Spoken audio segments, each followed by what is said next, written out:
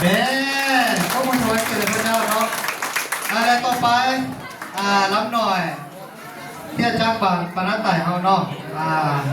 อยู่นำคำเกี่ยวเนาะเขาจะเจอเนาะ